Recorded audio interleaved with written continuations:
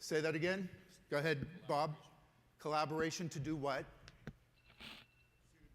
To see the big picture, to recognize our realities. The only way we can see all there is to see is to come together as a team.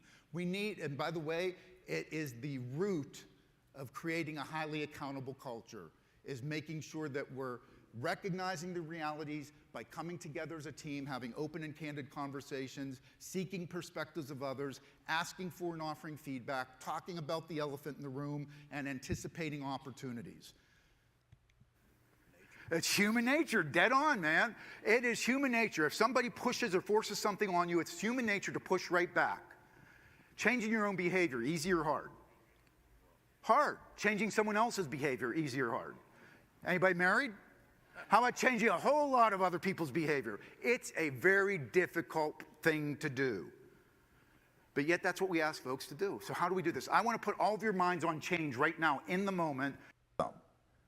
When you go up to 11 to 20 new goals, in addition to maintaining the operation, everything becomes one conjumbled mess to your organization. There is no difference, when you're at 11 to 20, there is no difference between the new goals and the whirlwind. Everything is the whirlwind.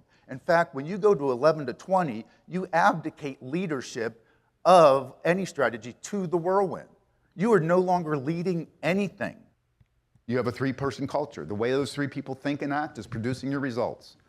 This room has 400 people. The way all 400 of you think and act produces this team's results. Your financial results, your operational results, your customer results, your employee results. The way we think and act produces our results. If you have to achieve better results in the future, can we expect to achieve better results if we keep thinking and acting the way we always have? What's the definition of insanity? Think of great leaders you've worked for. It's one of the 5 best practices. Inspire a shared vision. It's very difficult to act inconsistently with how you see yourself in the future. What's in it for me? How's it going to help me? How's it going to make my job easier and better? How's it going to help my team? How's it going to help the company? How's it going to help the shareholders, the community? If we're not expressing that and we don't let people know the underlying reason as to why, most likely they're going to push back. Think about people you know who consistently achieve and exceed the results they want. They're always up here with that mindset of what else do I need to do to get the result I want. And it's about ownership. If you want it badly enough, there's always some small step you can take to get closer to the result. It's how bad you want it. If you don't want it, of course you'll find an excuse why you can't do anything. Just consider this, you don't have to answer it. How much time do you personally, or your team, or your department, or your organization spend wallowing below the water playing the blame game? Boom, they fall. Do you boo them? Boo, that ain't walking, kid. Get up, you slacker. I've been walking 50 years and that ain't it. No, you don't boo them. You give them the appreciative and the constructive feedback. You tell them, here's what you're doing well, keep doing that. And then you give them the constructive. Here's what you can do to be better. Take your time, keep your balance, move a little slower. It's the combination of both that moves people forward.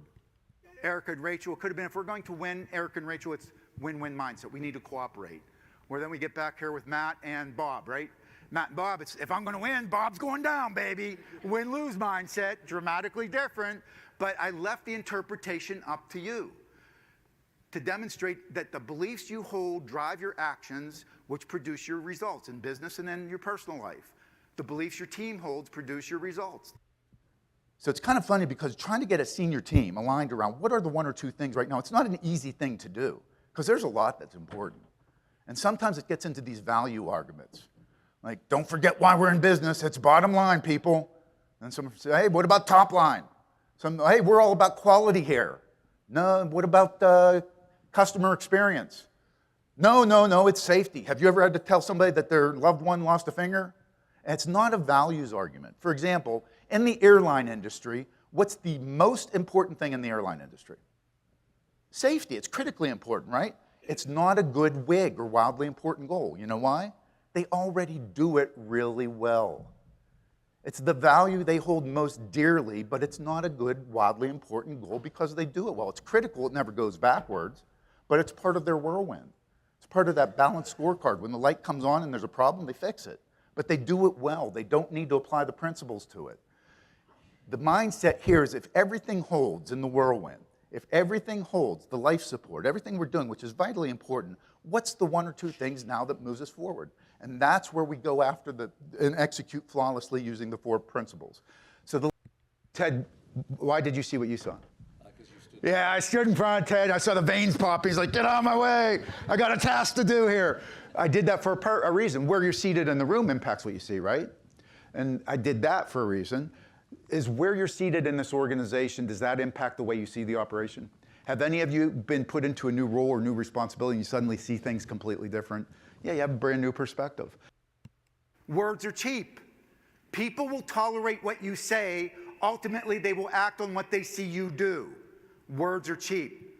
Think about that. Have you ever worked for somebody that told you one thing and they themselves acted inconsistently with the message? How much credibility does that person have in your eyes? 0. How difficult is it to regain that credibility? Nearly impossible. Try something else with me very quickly. Put your right index finger up. Real quick, point to your chin. No, your chin's down here, gang. Chin's down here. And you know I'm trying to get you. Multiply that confusion in the room by about 1,000. And that's what we see in most organizations that we work. What if that was a gigantic opportunity that would blast us into a better place tomorrow, but nobody saw it because we're not talking openly and candidly. We're not seeking perspectives of others. We're not asking for and offering feedback. We're not talking about the elephant in the room. If you're not doing those things, you're missing not only opportunities, but potentially hazards. Next time somebody comes up to you with an excuse, there's your rebuttal right there. And by the way, it's just the nature of life. We will all come to a point where somebody puts us in a tough situation and you'll have a choice to make. Am I going to find a way to get through this and achieve what matters to me? What else can I do mentality? Or do I go the other direction and say, not my fault, nothing I can do, and I give up? 2 people can be confronted with the exact same challenge, same barrier, same obstacle, and end up with completely different results. Think about that statement as it relates to what Amazon.com did to all the small mom and pop bookstores years ago. They wiped them out, put them out of business, destroyed them. There's destructive and disruptive competition out there in every industry looking to take your market share. And if we're complacent, if we're too focused on managing and not enough emphasis on leading our organizations, we're in jeopardy. You didn't know there's going to be math involved, did you? Yes, so it's 6 years. 6 years from now. What Ray is basically saying is in 6 years, if you choose to, you will be able to link your brain to the smart cloud and know everything there is to know about everything. Think about how it will be to compete in a world where every human being, if they choose to, can in fact, know all there is to know about everything. It's like having the internet in your head. 53 players on a Sunday line up on the sideline, or any of them standing there saying, I'm not really sure why we're here today. Every single one is crystal clear on why they're there, to win the game. So even if number 1 up here, let's say his job is wide receiver. What's his job description as a wide receiver? Anyone? Say that again? To catch the ball. So what's your name? Garrett. Garrett, so if there's a fumbled ball like that one, does number 1 stand around saying, we should have had our fumble recovery guy in on that play? There is no fumble recovery guy.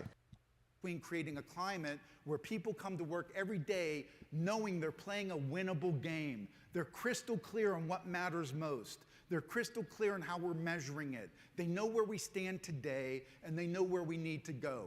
They know the rules of the game. They know how to play. So every day they're making conscious decisions about what they can do to help move toward that final outcome, winning the game.